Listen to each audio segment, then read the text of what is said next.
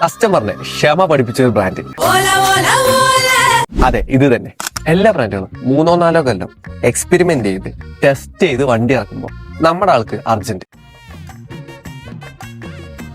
വെറും 18 മാസം കൊണ്ട് ഒരു പിടയ്ക്കണ സാധനത്തിന് ഇറക്കി. ഇതാണ് പിടയ്ക്കണ സൈസ് ആയില്ല, ഒന്ന് പിടപ്പിച്ച് കാണിക്കും. ഇതിൽ പോസിറ്റീവിനേക്കാൾ കൂടുതൽ നെഗറ്റീവ് ആണുള്ളത്. സോഫ്റ്റ്വെയർ ആണെങ്കിൽ നേരെ വർക്ക് ചെയ്യുന്നില്ല, വണ്ടി ഓടിക്കൊണ്ടിരിക്കുമ്പോൾ തന്നെ കത്തുക. ചുരുക്കത്തിൽ പറഞ്ഞ ഒരു ബോംബ്. നമ്മളൊക്കെ ഒരു പ്രശ്നം വന്നാൽ എന്ത് ചെയ്യും? സോൾവ് ചെയ്യാൻ നോക്കും അല്ലെ? പക്ഷെ അഗർവാൾ ജി നേരെ തിരിച്ച.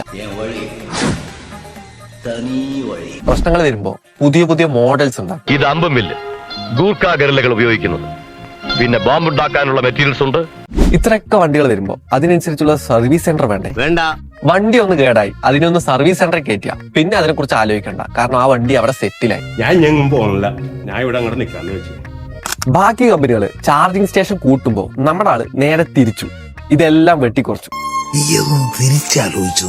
സോ അതുകൊണ്ട് എന്തായി? 40% ഉള്ള മാർക്കറ്റ് ഷെയർ ഇപ്പൊ 20%. ചേട്ടാ, അപമാനിച്ചേ ഞാൻ പോയിക്കോട്ടെ. അപമാനത്തിന് തന്നെ അപമാനമാണ് നീ.